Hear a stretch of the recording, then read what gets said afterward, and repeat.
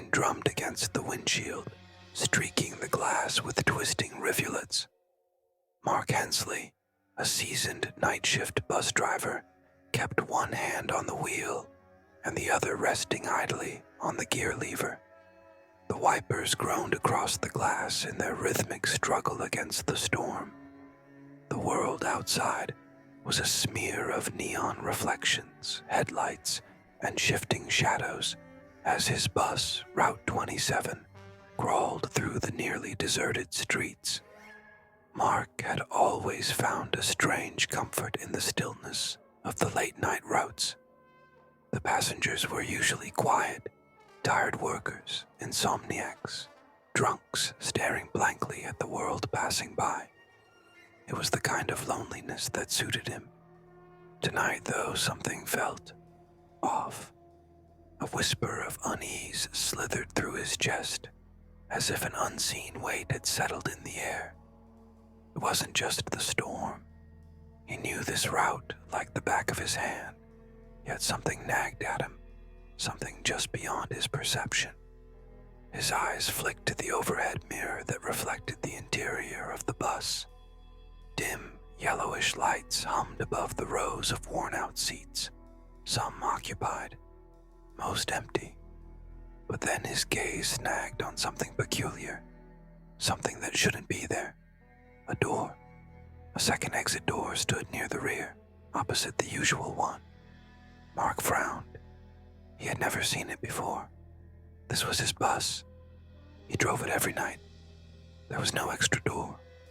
A deep chill crawled down his spine.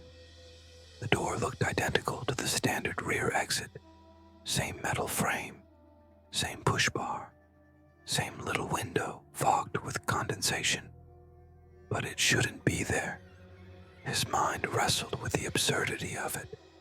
Had he just never noticed? Impossible. He had driven this route for years. He gripped the wheel tighter, feeling the tremor in his fingers. The bus rattled over a pothole, shaking him from his trance. He forced his eyes back to the road. Maybe he was just tired. Maybe his mind was playing tricks on him. Still, he found himself glancing at the mirror again. The door remained, unmoving, waiting. Mark tried to shake off the unease crawling up his spine, but the more he thought about it, the more impossible it seemed. The second door remained in the rear of the bus, right where it shouldn't be. He kept glancing at it in the overhead mirror, expecting it to vanish, to be some kind of optical illusion. But no, there it was, real and solid, like it had always been there. At the next stop, the bus wheezed to a halt. The doors hissed open and a few passengers climbed aboard. A man in a dark coat with a hood pulled low stepped on first, moving past Mark without a word. An older woman with tired eyes followed, her arms wrapped tightly around a bag of groceries. A third passenger, a teenager, head buried in his phone, took a seat near the middle of the bus. Mark pulled the lever, and the doors sealed shut. The bus rumbled forward, the city lights blurring through the rain-streaked windows. He forced himself to focus, to ignore the door, to pretend this was just another night shift, like any other. Then it happened. Through the mirror, Mark watched as the hooded man stood up and walked toward the back of the bus. He moved slowly, as if drawn toward something unseen. Then, without hesitation, he reached for the handle of the extra door and pulled. Mark's breath caught in his throat. The door opened soundlessly. Beyond it, there was nothing. No sidewalk, no rain, no streetlights, just emptiness. A void so dark it seemed to swallow the weak glow of the bus's interior lights. It wasn't the city beyond that door. It wasn't anywhere. Before Mark could react, the hooded man stepped through. Gone. Just like that. No scream, no resistance, no trace of him remained. The door swung shut on its own, sealing itself seamlessly as if it had never been touched. Mark's hands turned clammy against the steering wheel. His chest tightened, his breath coming in short gasps. Had he imagined it? He forced himself to glance at the mirror again. The old woman was still clutching her bag. The teenager remained glued to his phone. Neither of them seemed to notice. No one reacted. Mark's throat felt dry. Had they even seen it? It kept happening. At the next stop, more passengers boarded. A businessman, a young couple, a middle-aged woman wearing a floral dress. The city moved on around them, oblivious to the unnatural presence within Mark's bus. Then, just as before, another passenger stood. This time, the older woman. She walked toward the extra door, her expression eerily blank. Mark gripped the wheel, his knuckles turning white. He wanted to say something. Don't open it. Don't go through. But his voice locked in his throat. The woman reached out, pushed the handle, and stepped inside. Vanished. The door shut itself, silent as a grave. Mark's heartbeat slammed against his ribs. He checked the mirror. The teenager kept scrolling through his phone, oblivious. The young couple whispered to each other, their hands intertwined. No one acknowledged that someone had just disappeared. His stomach twisted with nausea. This wasn't real. It couldn't be real. Stop after stop, the pattern continued. The businessman, gone. A college student, gone.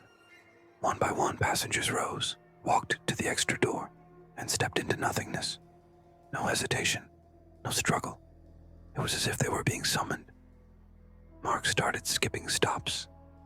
He ignored people waiting in the rain, ignored red lights, ignored everything except the impossible nightmare unfolding in his own bus.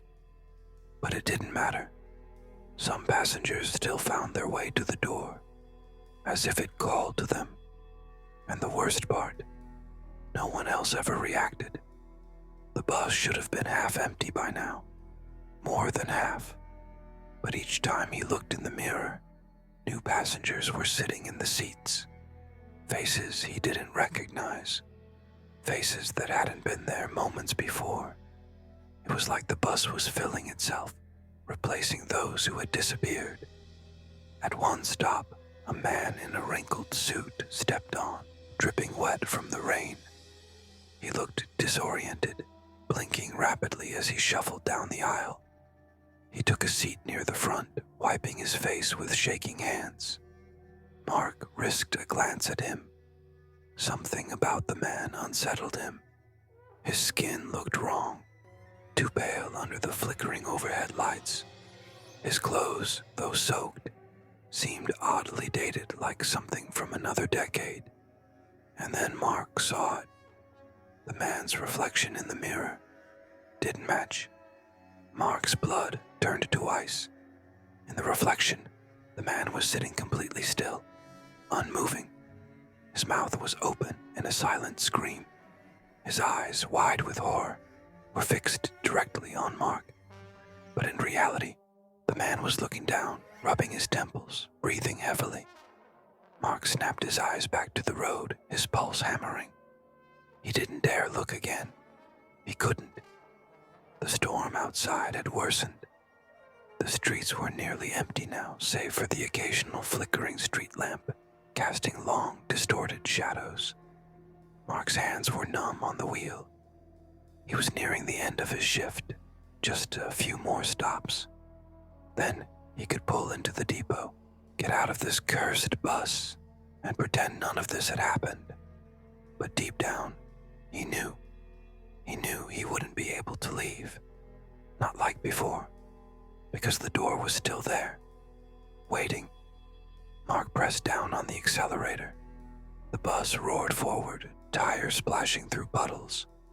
His gut screamed at him to get away, to abandon the route, to run. But where could he go? The bus wasn't obeying the usual rules anymore. Another passenger stood. Mark didn't even look this time. He just listened.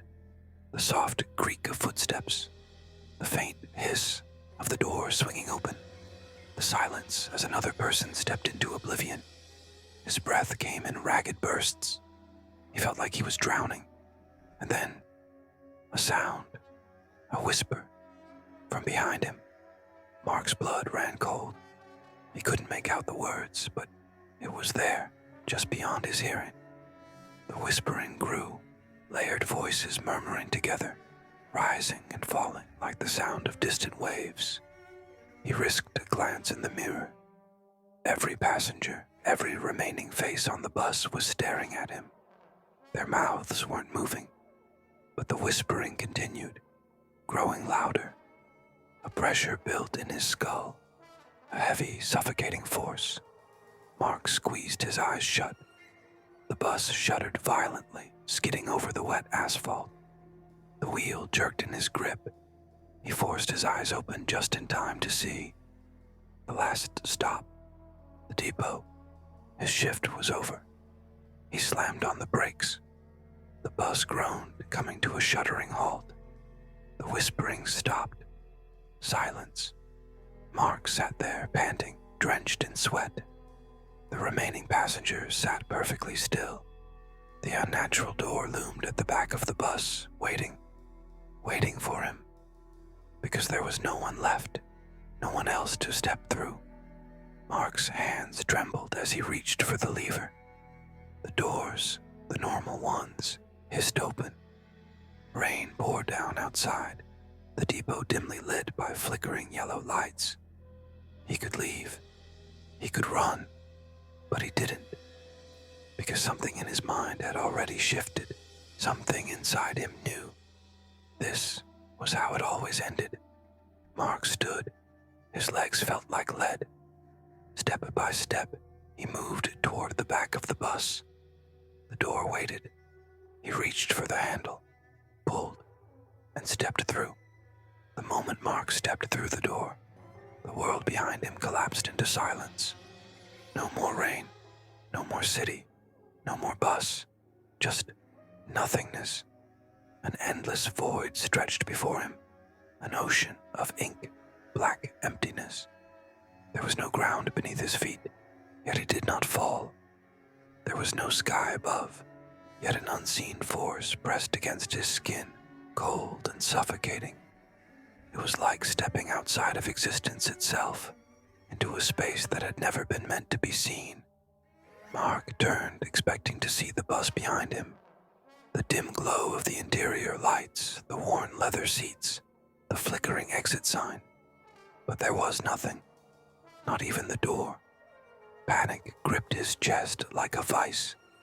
His breath came in short gasps, but there was no air.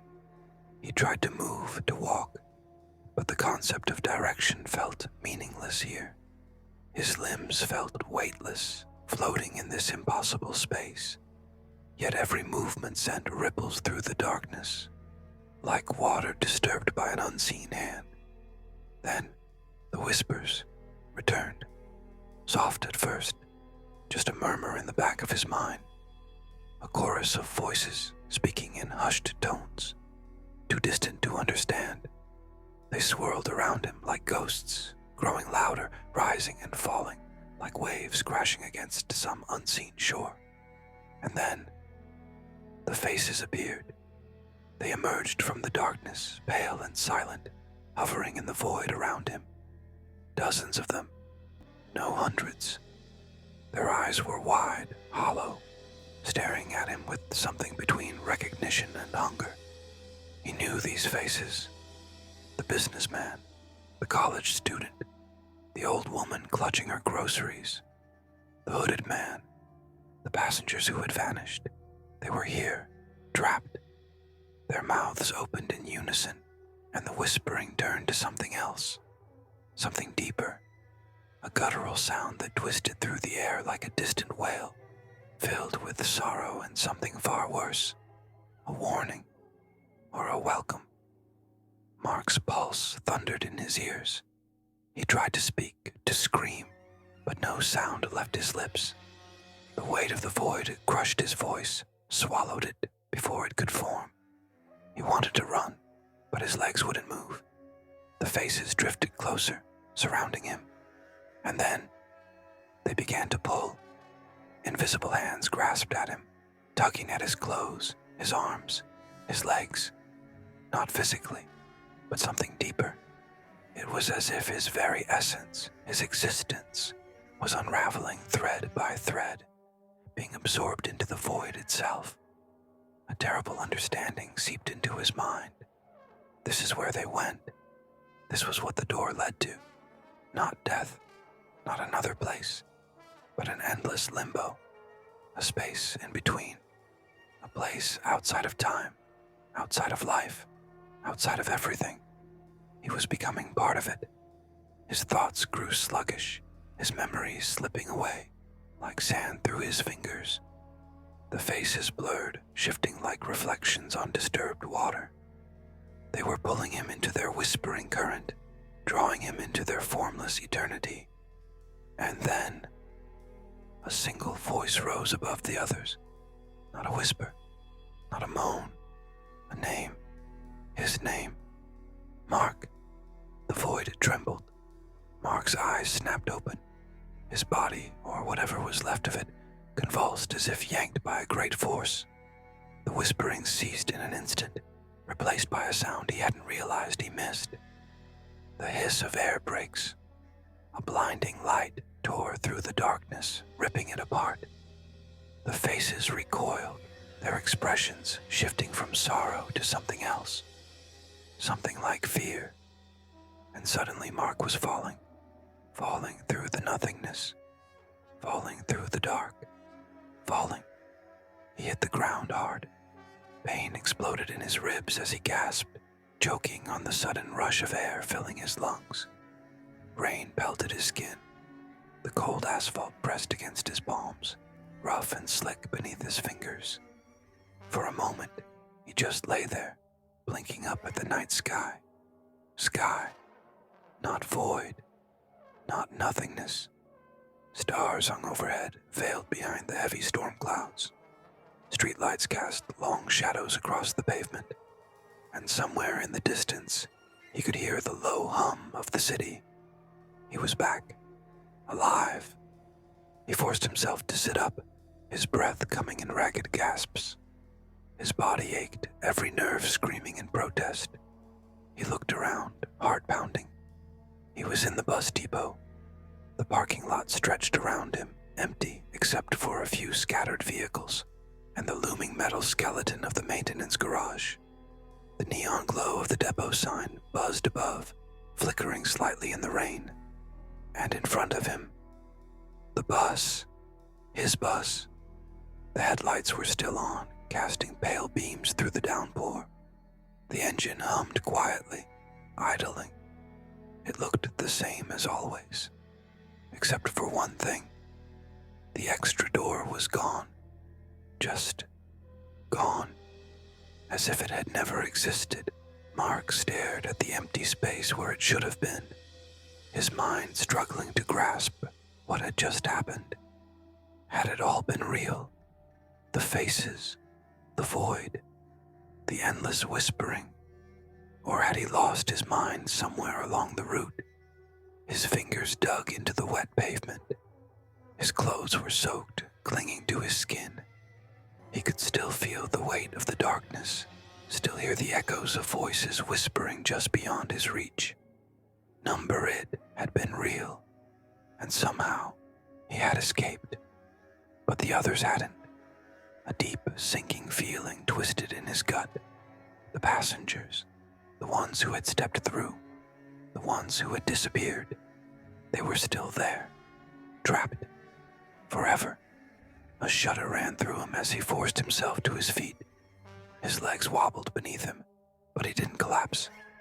He turned to look at the bus one last time, half expecting the door to reappear, to gape open like a waiting maw. But it didn't. The bus just sat there, silent, empty, waiting. Mark swallowed hard. He had driven this route for years. He had followed the same roads, picked up the same passengers, ended his shift at the same depot. But tonight, something had changed.